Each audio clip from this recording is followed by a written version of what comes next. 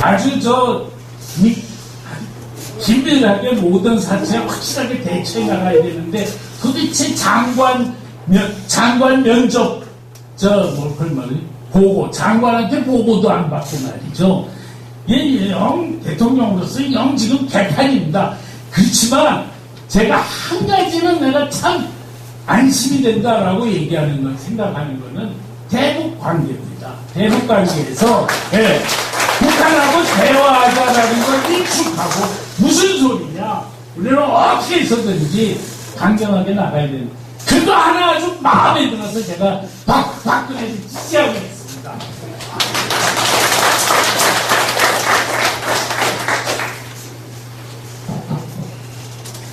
왜 북핵 폐기 천만인 서명운동을 합니까? 그 이유는 만약에 우리가 천만인 서명을 달성하게 되면은 대한민국의 웬만한 사람들은 다 북핵 폐기를 지지하는 게 됩니다. 그렇게 되면은 야당이 북핵을 용인하자는 말을 절대로 하지 못할 겁니다. 북핵을 용인하자는 말을 하는 순간 절대로 정권을 잡을 수 없기 때문입니다.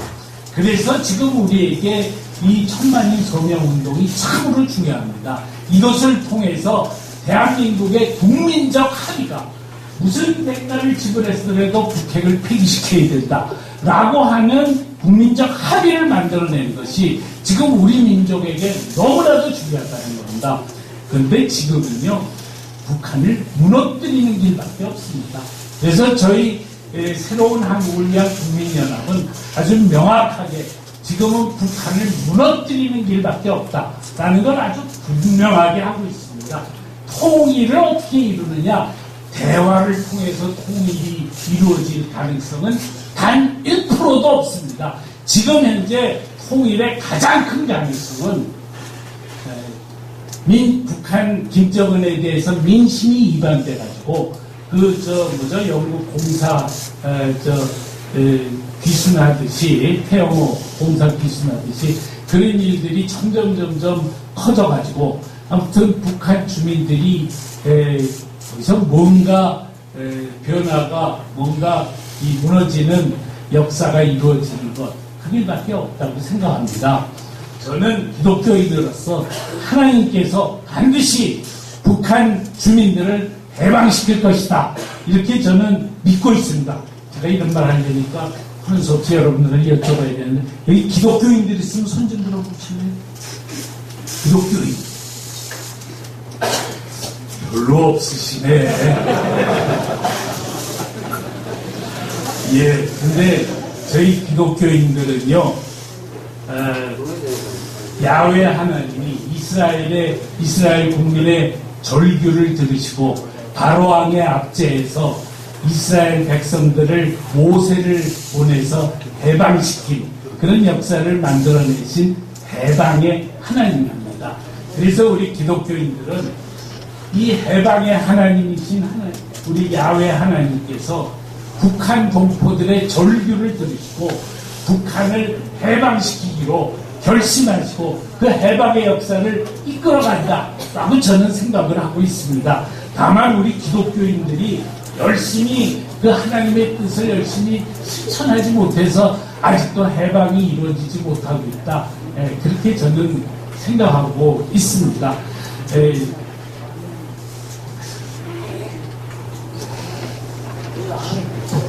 북한이 어떻게 과연 해방될 것이냐. 인간의 생각으로는 어떻게 마땅한 해법이 나오지 않죠.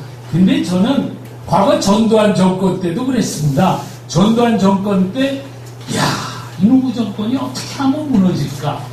이 민주화가 되려고 그러면은 엄청난 피를 흘릴 텐데, 이 과정을 어떻게 이룰까?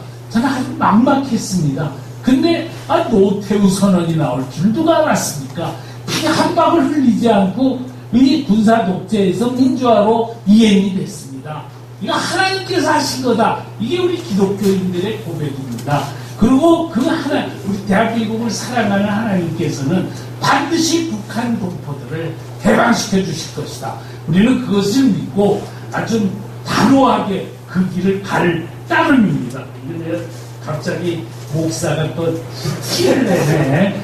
또 이렇게 해가지고 또 전도해 보려고 그러는 나온 거 염세해 주시기 바랍니다. 지금 북한 폐기 천만인 서명운동은 2월 29일부터 서명을 받기 시작해가지고 지금까지 340만 명의 서명을 받았습니다. 이거는 무지개 빠른 속도입니다. 저희가 생각할 때는 내년 여름까지 가면은 1000만인 서명을 다 완수하게 될 것이다. 그렇게 되면은 그때는 우리가 좌파들의 준동을 상당히 제압할 수 있을 것이다. 그렇게 생각합니다. 저희가 250만 명을 달성했을 때 UN 본부를 찾아갔었습니다. 저희가 250만 명을 달성했다 그러니까 그 사람들이 굉장히 격려를 받더라고요. 그 사람들이 하는 얘기가 뭐냐면 지금 UN이 대북 제재를 갖다가 이란에 대한 제재보다 훨씬 더 강력하게 하고 있다는 겁니다. 그 다음에 그 사람들은 지금 김정은을 보기를 세계 평화를 위협하는 아주 최악의 세력이다. 아주 유일한 세력이다. 이렇게 바라보고 있다는 겁니다.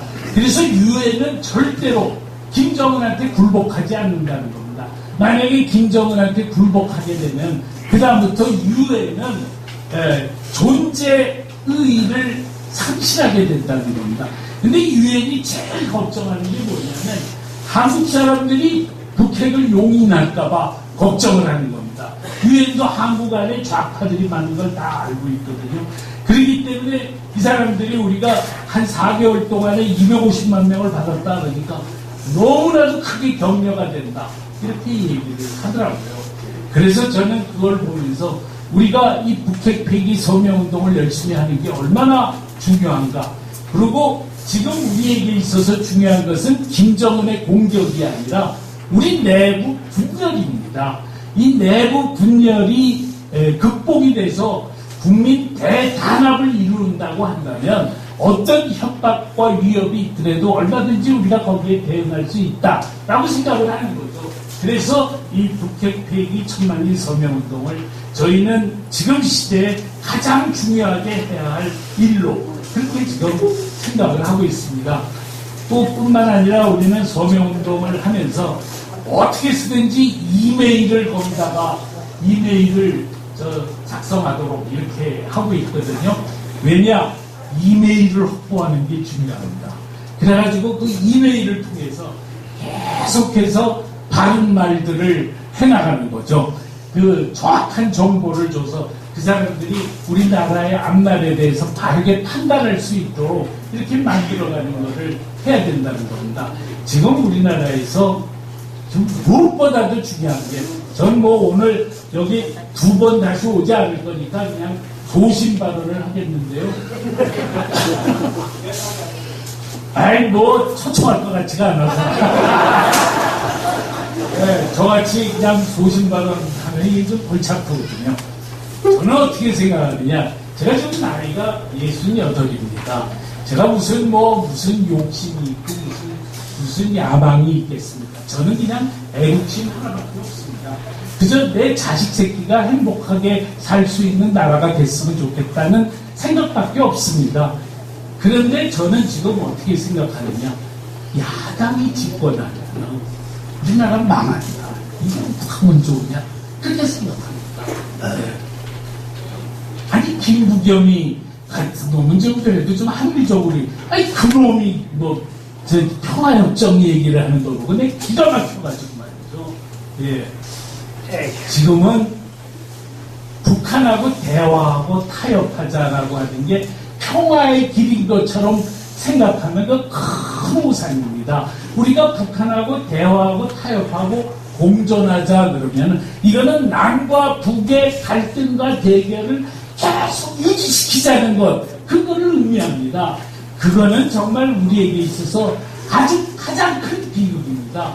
지금 전 세계가 북한을 향해서 경제 제재를 지금 최대한도로 하고 있어요. 최근에 미국이 경제 제재의 강도를 훨씬 더 높이고 있습니다.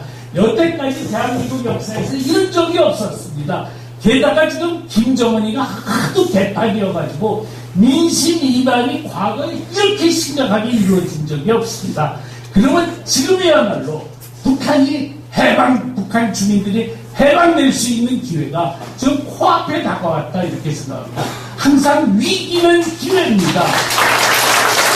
한편으로 우리가 지금 안보 위협을 받지만은 볼을 딱 뒤집어 보면은 지금 통일이 다가왔다 이렇게 생각을 할 수가 있습니다. 그래서 북한을 해방시켜야 한국의 항구적인 그런 평화가 한국에 오게 되는 것입니다. 일본 사람들이 일본의 경제학자가 하는 이야기가 있습니다. 한국이 어느 때고 일본을 능가하는 날이 있을 것이다. 그렇게 일본의 경제학자들이 얘기합니다. 근데 거기에는 조건이 있습니다. 조건은 뭐냐? 남한이 주도해서 한반도의 통일을 이룬다면 한국이 일본을 능가할 것이다. 는 것입니다. 지금 우리는 경제성장 2% 수준입니다. 저출산 고령화로 인해서 지금 경제성장 2%에서 3%로 올라가기가 너무 힘듭니다. 지금 이대로 가면 우리는 선진국에 들어가지 못합니다. 그런데 우리가 통일을 하면 들어갈 수가 있습니다. 북한의 값싸고 질 좋은 노동력 그리고 지하자원과 한국의 자본과 기술 경영 능력이 결합을 하면은 세계 최고의 경쟁력을 부과하면서 선진국을 향해서 계속 질주를 하게 될 것입니다. 우리 민족의 과제가 하나는 통일이고 하나는 선진화인데 선진화를 해서 통일을 하는 것이 아닙니다. 통일을 해서 선진화를 하는 겁니다. 그렇기 때문에 지금 우리가 이 남한 주도로 북한을 해방시켜서 통일시키는 이 길을 우리가 치열하게 단호하게 이 길을 밀고 나가야 된다. 근데 만약에 요다음 정권이 그렇게 하려고 그러지 않고 자꾸 북한에게 퍼주고 그러면서 북한하고 공존하려고 그런다면 모처럼 다가온 찬스를 우리는 완전히 잃어버리게 되는 거다. 그래서 나는 이거는 어떻게 해서든지 막아야 되겠다. 제가 그래서 지금부터 내년 대통령 선거까지 나는 그냥 정말 1분도 쉬지 않고 치열하게 악착같이 나는 누가 되든 상관없는데 좌파가 돼서는 안 돼요. 이렇게 저는 생각하고 있습니다. 제가 이 얘기했다 그래서 뭐 초청 안 해도 괜찮습니다.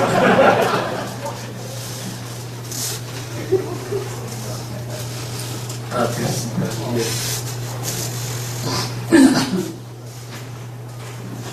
자, 그래서 저는 우리나라가 지금 당면한 위기가 딱 두 개입니다. 하나는 안보 위기, 또 하나는 경제 위기, 이 두 가지입니다. 그래서 지금 우리가 무엇을 해야 하느냐? 안보 위기를 어떻게 극복할 것이냐? 이게 하나의 과제. 또 하나는 경제 위기를 어떻게 극복할 것이냐? 이게 또 하나의 과제다라는 말씀을 드리고 싶습니다. 이게 지금 이 시간이 어떻게 된 거야? 40분. 야, 이 시간 다 잡아먹었네, 내가. 아이고, 이거 큰일 났네. 예? 아이, 괜찮긴 뭐가 괜찮아. 그래서 지금 우리에게 있어서 참으로 필요한 거는 저는 새로운 한국을 위한 국민운동이 내년 안으로 전국의 모든 시군구 조직을 전부 완료하겠다라고 하는 겁니다. 그래가지고 호남 지역까지 전부 국민운동 조직을 만들고 그 사람들의 이메일을 확보해서 계속 메일을 보내고 제가 지금 한 번에 120만 명한테 메일을 보내고 있습니다. 제가 금년 안으로 이 숫자를 500만 명으로 늘려서 500만 명한테 메일을 보내야 되겠다. 이렇게 지금 생각을 하고 있습니다. 그렇게 해가지고 이 전국을 조직화하는 것, 이것이 참으로 중요하다. 지금 우리나라에 있어서 중요한 것이 국민운동입니다. 여러분, 이제 새누리당은 이거 뭐 도저히 믿고 있다가는 이거 우리 그러다가 언제든 그냥 꽝 하고 당할 겁니다. 새누리당 저거, 아이고, 한심해가지고. 그런데요, 그래서 믿을 거는 우리 국민들 자신입니다. 네? 그래서 요번에 사드 배치 문제만 하더라도요, 야당이 사드 배치를 막 반대하다가 국민들의 사드 찬성 여론이 확고부동하니까 결국은 꼬리 내리고 입장을 바꾸지 않습니까? 네, 정치인들은 국민의 눈치를 보는 사람들입니다. 그렇기 때문에 우리는 어떻게 해서든지 여러분들도 나라와 민족을 걱정한 지금의 현실을 걱정한다면은 국민운동을 열심히 하고 사람들을 열심히 조직화하고 그렇게 해야 된다고 생각합니다. 저는 오늘 여러분들에게 여러분들께서 자기 직장에서 여러분들이 나서서 국회 폐기 서명운동을 직장에서 하시면 어떨까 그런 생각을 해봤습니다. 감사합니다. 나는 그렇게 해서 좌파 정권을 막는 게 참으로 중요하다 이렇게 생각합니다. 그 다음에 세 번째로 중요한 것이 뭐냐, 전술핵 재배치입니다. 지금 북한이 핵이 있는데 요번에 북한이 5차 핵실험을 하고 그 다음에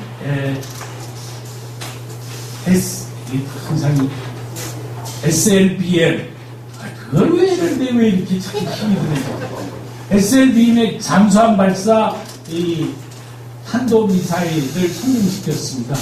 이거는 아주 우리한테 심각한 위협입니다. 잠수함이 저 남해안에 가서 핵미사일을 쏘면 우리가 방법이 없습니다. 사드도 북쪽을 향해서 사드가 있는 거지 남쪽을 향해서 있지 않습니다. 그뿐만 아니라 이 북한의 북한의 잠수함이 저 시애틀 근해에 가가지고 핵미사일을 쏘면은 미국도 그냥 무조건 핵무력 대상으로 그렇게 됩니다. 이렇게 되면 뭐가 문제냐면은 우리나라 한미 동맹이 심각한 위협에 빠지게 됩니다. 미국은 지금 우리에게 핵우산을 공약을 하면서 만약에 한국의 핵공격을 받으면 미국이 핵보복을 하겠다 이렇게 얘기하고 있는데 북한이 만약에 핵보복만 해봐라 그러면 우리는 즉각 저 시애틀에서 핵미사일을 쏘겠다 이렇게 말하면은 미국이 어떻게 할 거냐. 한국을 자기네 본토가 핵공격을 받는 것을 감수하면서 과연 한미 동맹의 약속을 지키려고 하겠느냐? 저는 안 한다고 생각합니다. 미국도 민주주의 국가에서 국민 여론에 의해서 지배되는 사람인데 자기네들 핵공격 받을 각오를 감수하면서 한국을 지키려고 그러지 않을 겁니다. 그래서 지금이야말로 이 한미 동맹이 심각한 위기 상황 속에 있습니다. 여태까지 6.25 이후로 지금처럼 한미 동맹이 중요한 때가 없습니다. 그래서 지금 이럴 때 어떻게 하면 좋으냐? 저는 전술핵 재배치가 참으로 필요하다 이렇게 생각을 합니다. 전술핵 재배치라 하면 뭐냐? 북한이 핵을 가지면 남한도 핵을 가져야 된다는 겁니다. 그렇게 되면은 이것을 갖다가 공포의 균형이라고 영어로는 밸런스 오브 테러입니다. 러시아가 수천 개의 핵을 갖고 있고 미국이 수천 개의 핵을 가졌지만 핵전쟁이 일어나지 않은 것은 누구든지 핵을 쏘면 피차가 완전히 공멸한다라는 이 공포의 균형 때문에 핵전쟁을 피해왔습니다. 북한이 우리가 남한의 핵을 배치하면은 북한이 절대로 우리에게 핵을 쓰지를 못하게 됩니다. 그러면 핵이 무력화가 되고 그러면 그 다음부터 핵을 피차간의 쌍방에 없애자라는 이야기를 할 수가 있게 됩니다. 그런데 우리가 제일 좋은 거는 사실 우리가 독자적인 핵 개발이죠. 근데 독자적인 핵 개발은 사실상 불가능에 가깝습니다. 미국이 이것을 절대로 허용하지도 않고 뿐만 아니라 그걸 우리가 하게 되면 일본도 핵 개발하겠다 그러고 대만도 핵 개발 그래가지고 그냥 핵 도미노 현상이 발생하게 돼서 이거는 인류의 굉장한 큰 위기를 우리가 만들어낸 셈이 됩니다. 그래서 꼭 우리가 핵 개발을 하지 않더라도 미국의 전술핵을 한국에 배치하고 그 대신에 유럽처럼 그거를 공동 관리를 하게 되면 됩니다. 유럽에 180개의 전술핵이 5개 나라에 배치되어 있는데 핵은 미국 거지만은 그것을 나누는 폭격기는 그 나라 폭격기입니다. 그래서 미국과 뭐 터키, 미국과 네덜란드, 미국과 벨기에 그래가지고 공동 관리를 합니다. 우리도 그런 공동 관리로 해서 핵을 전술핵을 보유하고 있으면 됐다 그렇게 생각합니다. 근데 요번에 저 성김이 한국에 와가지고 전술핵 배치할 필요 없다 이렇게 얘기를 했습니다. 왜 그렇게 얘기했느냐? 오바마가 핵 없는 세상을 선언해가지고 노벨상을 받았기 때문에 그렇습니다. 그래서 오바마 임기 중에는 전술핵 배치는 불가능합니다. 문제는 그 다음 번이 중요하죠. 이것 때문에 저희 새로운 한국을 위한 국민운동은 지난 7월에도 미국을 방문하고 이번 9월 달에도 미국을 방문해가지고 워싱턴, 뉴욕, 시카고, LA에 새로운 한국을 위한 국민운동 지부 창립대회를 가졌습니다. 그리고 9월 26일에는 미주본부 창립대회를 했습니다. 미주본부가 창립대회를 하면서 무슨 결정을 했냐면 첫째, 우리 모든 미주 동포들은 미국의 소속 자기 지역의 상원의원과 하원의원에게 편지 쓰기 운동을 한다. 그래가지고 미국이 한국에 전술핵을 재배치해달라라는 것을 청원하는 운동을 전개하자. 이게 첫째입니다. 그 다음에 두 번째는 뭐냐면은 우리가 선언을 해가지고 오바마가 있지. 힐러리든 트럼프든 전술핵 재배치를 공약하는 후보에게 표를 던집시다 라는 캠페인을 미국에서 전개하기로 이렇게 결의를 했습니다. 미국에는 180개의 한인회가 조직되어 있습니다. 180개 한인회가 조직되어 있는 모든 도시마다 새로운 한국을 위한 국민운동을 창립해가지고 그래서 그 캠페인을 전개하자라는 겁니다. 이게 트럼프하고 힐러리가 박빙을 하면 할수록 우리의 발언권은 커집니다.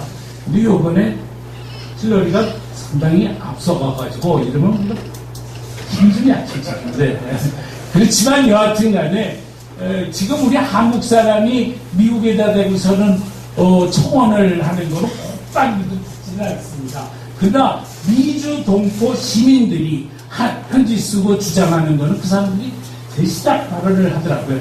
저희가 AA 창립대회 갈 때 에드로이스 미국 하원 외교 위원장이 참석해서 축사를 했습니다. 그 사람한테 전술핵 재배치에 대해서 설명하니까 자기는 지지하겠다 이렇게 금방 나오더라고요.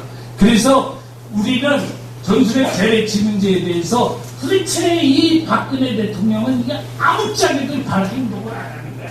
근데 우리는 정부를 믿지 않고 우리 국민의 힘으로 대한민국을 지킨다 하고 이 운동을 열심히 하자. 그게 제 생각입니다. 또 뿐만 아니라 제가 이거 읽다가 한 10분쯤 지각할지 모르겠는데 그냥 내가 기왕 마이크 잡은 김에 그냥 밀고 나가야지 어떡하겠습니까? 저는 지금 뭘 하고 있냐면 기독교 세력의 조직화 작업을 지금 열심히 하고 있습니다. 이게 지금 우리나라 이 종교 중에서 안보를 책임질 수 있는 종교는 기독교밖에 없습니다. 요새 불교, 가톨릭은요 완전히 좌편향입니다.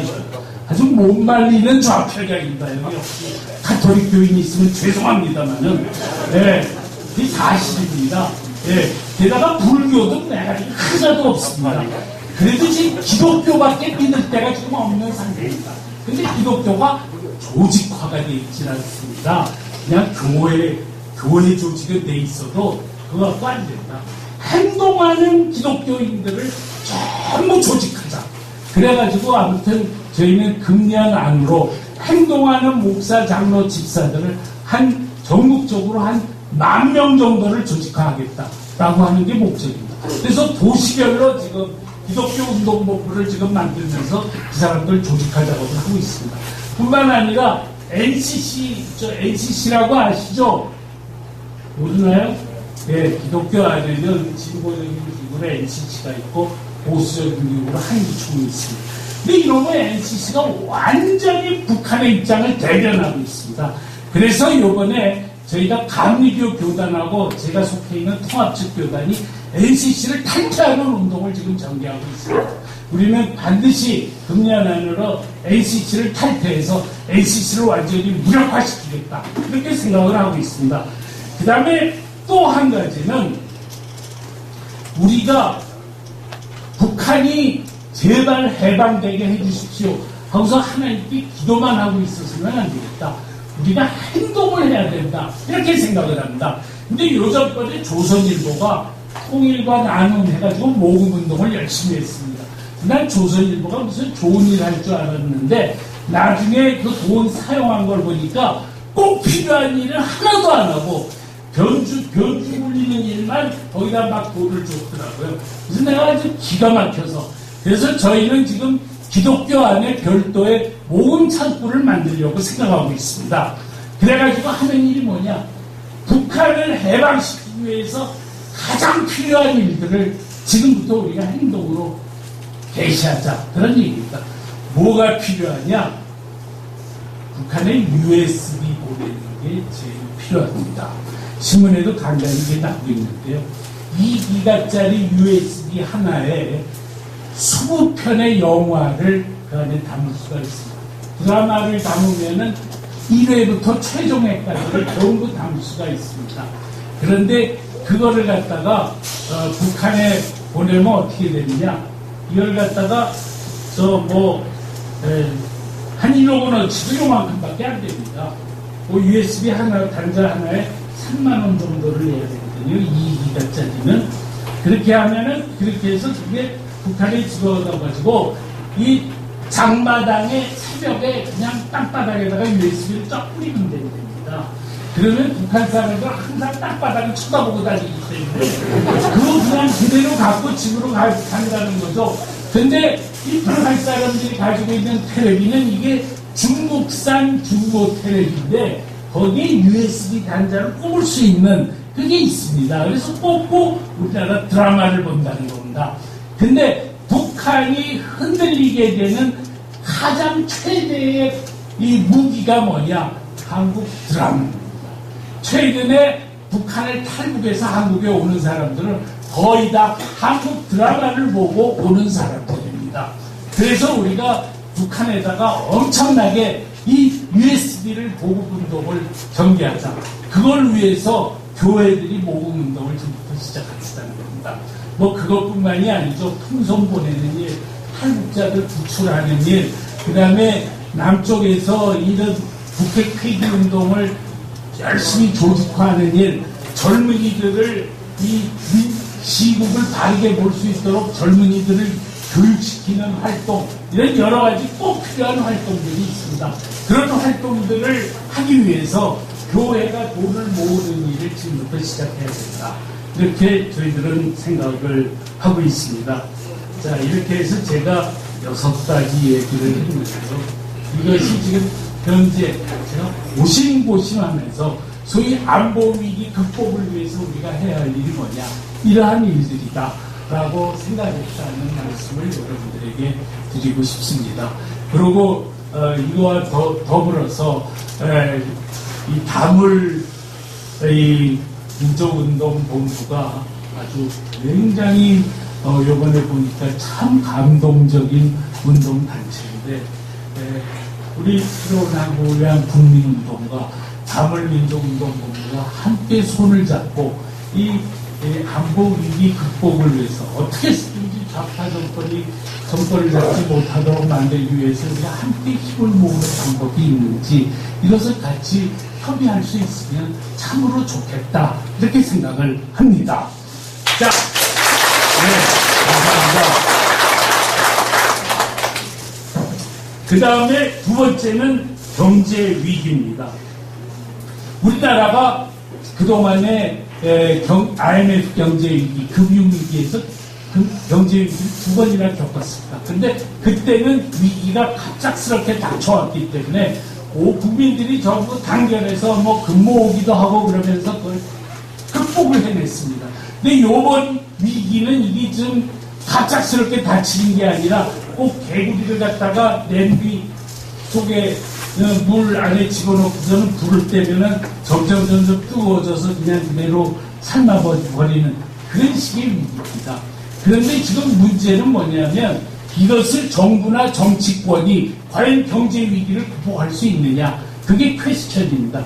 저는 어떻게 생각하느냐, 지금 현재 박근혜 정부나 현재 국회가 절대로 우리나라 경제 위기를 극복할 수 못할 것이다, 이렇게 아주 절망적으로 생각합니다. 왜냐, 지난번에 노사정위원회가 합의를 해가지고 그 노동사법을 했습니다. 근데 뭐 막판에 조금 좀 문제가 있었다 그래가지고, 그래서 결국 이게 국회를 통과하지 못했습니다. 근데 그 노동사법이라는 게 뭐 대단한 게 아닙니다. 그거 통과시킨다고 우리가 경제 위기를 극복하는 것도 아닙니다.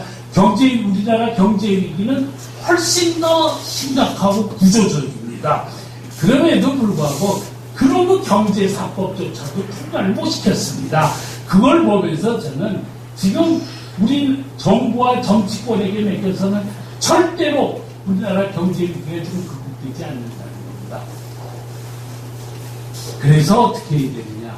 저는 이게 우파만의 힘으로도 안 된다. 우리나라가 우파 좌파로 쫙 갈라져 있는데 한쪽 힘만 가지고 이게 안 됩니다. 그래서 우파하고 좌파가 진영 논리를 넘어서서 사회적 대타협을 해야 됩니다. 경제 위기 극복을 위해서 사회적 대타협을 해야 됩니다.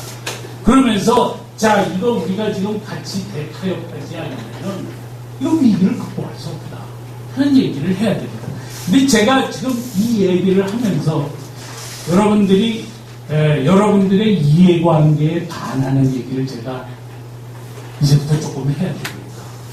그런데요, 제가 그 얘기를 우리 안철수 교수한테 했더니 저보고 에이, 원칙만 얘기하고 자세히 얘기하지 마라, 저 부담 주는 얘기하지 마라 그러더라고요. 근데 내가 뭐라 그랬냐면, 내가 뭐 오늘 한 번 오고 또 오겠냐, 내 소신 있게 얘기해야지. 왜냐, 제가 경실련을 맨 처음에 만들 때요, 내 친구가 저 제주도의 땅 부자였습니다. 그 친구가 저한테 하는 얘기가, 내 땅값이 똥값이 되는 한이 있더라도 망국적인 부동산 투기는 근절돼야 되기 때문에 내가 너한테 돈 1,000만 원을 줄 테니 이 돈으로 경실련 운동을 시작해라. 그래서 경실련 운동을 제가 시작했습니다. 또 뿐만 아니라 미국의 부자들은 말이죠, 부자들이 세금 더 많이 내야 된다. 우리가 요 정도밖에 안 내서는 이 우리나라 미국의 빈부의 양극화를 극복할 수 없다. 이게 미국 부자들의 이야기입니다. 저는 그러기 때문에 여러분들께서 대기업 정규직이신 분들이 많죠. 다죠. 그렇지만 제가 죄송합니다만 제가 할 말을 해야 되겠습니다. 그거는 뭐냐? 우리나라 경제 위기의 근본 원인이 어디입니까? 저는 두 가지에 있다고 생각합니다. 하나는 노동시장의 이중 구조입니다. 지금 대기업 정규직이 너무나도 고연봉을 받고 있습니다. 그 다음에 직장이 안정돼 있고, 그리고 풍족한 복지 혜택을 받고 있습니다. 그렇게 대기업 정규직의 그런 모든 안정성, 그리고 고임금, 이거를 보장하기 위한 대가로 비정규직이 존재하고 있습니다. 그 사람들은 동일 노동을 하면서도 아주 현저하게 작은 임금을 받고 있습니다. 왜 이런 일이 생겼냐? 이 정규직, 비정규직의 구분은 대한민국밖에 없습니다. 이게 왜 생겼냐? 재벌 기업이 자기네들이 노조의 약점을 잡혀가지고 노조가 자꾸 임금 인상 투쟁을 하고 그러면 그걸 갖다 강력하게 통제해야 되는데, 이거 안 하면 우리 기업 망한다 이러고 강력하게 약점이 있어서 통제를 못하고 끌려간 겁니다. 그러고 나면은 그 기업이 살아날 길이 없죠. 기업 경쟁력이 없어서. 그러니까 허루성치 비정규직을 뽑아가지고 아주 저임금을 주는 겁니다. 그렇게 해서 우리나라의 정규직, 비정규직으로 갈라져서 비정규직 숫자가 500만 명이나 됐습니다. 지금 이 현실이 한국의 경제 위기를 만들어낸 본질입니다. 왜냐? 하도 노동자의 임금이 고임금이다 보니까 저 중국에서 처음 나오는 중국 기업들하고 경쟁이 안 됩니다. 경쟁력이 형편없이 지금 땅에 떨어지고 있죠. 두 번째로는 기업이 한국에 있지 않고 자꾸 외국으로 갑니다. 우리 현대자동차만 하더라도 미국에다가 자동차 공장을 건설하면은 한국의 울산의 노동자들의 60%만 공급을 줘도 얼마든지 마음대로 기업이 운영될 수가 있습니다. 그러니까 공장이 자꾸 해외로 나가는 거죠. 그러니까 청년 실업이 발생합니다. 쓸만한 직장이 자꾸 사라져버리는 거죠. 뿐만 아니라 정규직과 비정규직 간의 흉정한 임금 격차 때문에 빈부의 양극화 현상이 심화되고 있습니다. 얼마 전에 민주노총이 10,000명이 시청 앞에서 모여가지고 데모를 했는데 뭐라고 했냐면 비정규직을 정규직화하라. 그러고 뭐 박근혜 정권은 책임져라고 이런 식으로 데모를 했더라. 내가 그걸 보고 아주 기가 막혀서 야 저놈의 새끼들은 진짜 개새끼들이로구나. 지네가 비정규직을 만든 장본인임에도 불구하고 말이야. 아니 그러면 비정규직을 자꾸 정규직에서 연봉 이렇게 주면 그 기업이 살아가겠냐고. 그 기업이 유지가 되겠냐. 뻔한 계산인데 저렇게 얘기를 하면서 마치 국민들에게 자기네는 책임이 없는 것처럼 그렇게 면피하고 있다. 아주 정말 진짜 개새끼다 그런 생각이 들더라고요. 네? 뭐라고요? 비어 쓰지 말라고요? 예. 맞습니다. 이거 녹음은 제발 하지 마십시오. 제가 아주 점잖은 목사인데 어떤 때는 흥분을 해가지고 이렇게 나갑니다. 이게.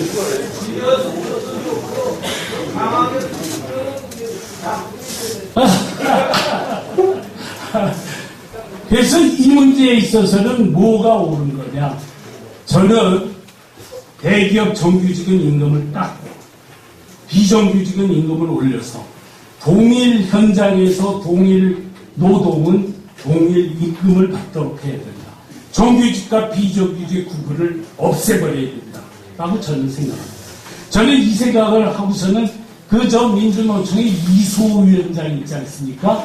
그분을 제가 한 달에 한 번씩 만났는데 제가 그 사람한테 이 얘기를 했습니다.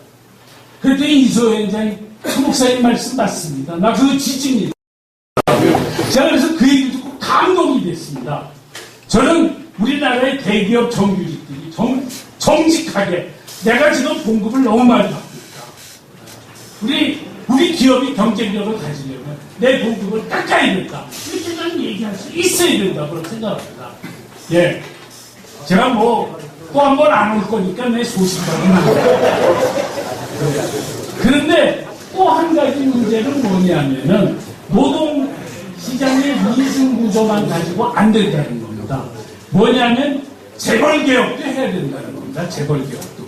제가 경실련의 후배한테 찾아가서 야 너희들 내가 생각할 때는 지금 우리나라 기업들이 지금 다 지금 문제가 있어서 이게 지금 대우 조선해양 조선업 해운업만 문제가 아니라 지금 줄줄이 정부 위기 상황이다. 그래서 선제적 구조조정을 해야 되는데, 그러니까 지금 대우 조선해양처럼 아주 그냥 위기가 폭발 직전까지 그냥 갈 게 아니라 빨리빨리 구조조정을 해서 이걸 바꿔치기를 해야 되는데, 그러려면은 쉬운 해고가 생겨야 돼. 고용의 유연성이 필요한데, 너희 경실련이 좀 그런 거 주장해야 될 거 아니냐. 내가 그랬죠. 그랬더니 이놈이 하는 얘기가, 목사님 말씀이 맞습니다. 그런데 자기네는 지금 기울어진 운동장을 고치지 않고 그 얘기만 할 수 없습니다. 그러더라고요. 기울어진 운동장이라는 말은 무슨 말이냐면, 우리 사회가 공정하지 않다는 거죠. 대기업과 중소기업 사회 관계에서도 그렇고, 잘 사는 사람과 못하는 사람 사이, 이게 공정한 사회가 아니라는 겁니다. 그래서 제가 그랬죠. 그래, 기울어진 운동장을 고치는 일도 하자. 그리고 노동의 유연성, 고용의 유연성을 실현해서 그렇게 해가지고 우리 기업들이 빨리빨리 선제적 구조조정을 하도록 하자. 지금 일본하고 중국은 선제적 구조조정을 지금 열심히 하고 있습니다. 항상 상황 변화가 있기 때문에 기업이 끊임없이 자기를 혁신시켜야 되거든요. 그러면은 이걸 기업을 갖다 어떨 때 슬림화하기도 하고 새로 투자하기도 하고 이걸 해야 되는데 노조가 그냥 완강하게 버텨서 그걸 못하고 있는 게 지금 대한민국의 현실이에요. 이거를 고쳐나가지 않고서는 우리나라가 살 길이 없는 거예요. 그러니까는 지금 그래서 제가 뭐냐면 좋다. 기울어진 노동자 고치자. 기업도 개혁해야 되고 재벌도 개혁해야 된다. 뿐만 아니라 부자가 세금 내야 된다. 부자가 세금을 더 많이 내야 된다. 요새 더민주당이 부자가 더 세금 내야 된다는데 새누리당이 그걸 또 반대하고 있습니다. 아니, 병신 새끼. 아이고. 비열을 써서 죄송합니다. 우리는 한편으로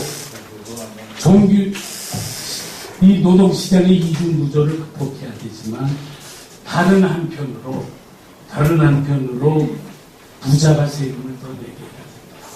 그리고 법인세는 건드려서는 안 됩니다. 법인세를 2% 올리면 그것 때문에 문을 닫는 기업들이 많이 나올 겁니다. 그리고 법인세는 이 정가가 됩니다. 정가가 돼요. 소비자한테도 정가되고 종업원한테도 정가되고 그럴 필요가 뭐 있습니까? 돈 제일 많이 버는 사람이 내야 됩니다. 근데 우리나라 세금 제도가 이게 잘못돼가지고요. 주식 배당의 양도 차익 이런 거에 과세를 안 합니다. 그리고 과세 딱딱하면은 한 15조 정도 세금이 넘어집니다. 지금 세금을 많이 걷어야 이 구조조정을 하고 나면은 실업급여를 충분하게 줘서 해고가 그렇게 고통스럽지 않게 해야 구조조정이 쉬워집니다. 그러려면 그걸 지원할 수 있는 돈이 마련돼. 증세가 반드시 필요한 것이다. 그렇게 생각을 합니다. 그래서 이런 것들을 종합적으로. 그래서 우리 지금 모든 사람들이 머리를 맞대고 지금 어떻게 우리가 경제 위기를 극복할 것이냐 하는 것을 고민하고 대책을 마련해야 됩니다. 위기가 기회입니다. 그래서 이 위기가 심각하면 심각할수록 가장 큰 개혁을 해낼 수가 있어야 됩니다. 저는 가장 큰 개혁은 뭐냐? 조금 전에 말한 세제개혁, 그리고 재벌개혁, 그리고 다른 한편으로 노동시장의 개혁입니다. 노동시장의 개혁을 위해서 노동자들이 양보를 해야 되는데 양보를 안 하겠죠. 이번에 현대자동차가 1억 연봉을 받으면서도 5%가 6%더 올려달라고 파업을 하지 않았습니까? 이야, 진짜 엑세스 새끼입니다. 진짜 기가 막힙니다. 그러면 이걸 어떻게 해야 되냐? 이걸 해결하는 방법은 양심의 소리를 조직화하는 일밖에 없다고 생각합니다. 국민운동을 크게 조직화해가지고 전부 현대차 앞에 가서 한 10,000명쯤 데모를 해야 된다. 그래서 엉뚱하게 꾸짖고 그렇게 해서 자기네들이 거기서 물러서도록 아무튼 힘들면 힘들수록 가장 중요한 핵심을 문제제기를 하는 일밖에 없다. 그건 지금 정부가 못한다. 우리 국민들이 그 일을 해서 어떻게 쓰는지 국민의 힘으로 지금의 경제 위기를 극복해 나가자. 이것이 지금 우리가 해야 할 일이다. 이렇게 생각을 합니다.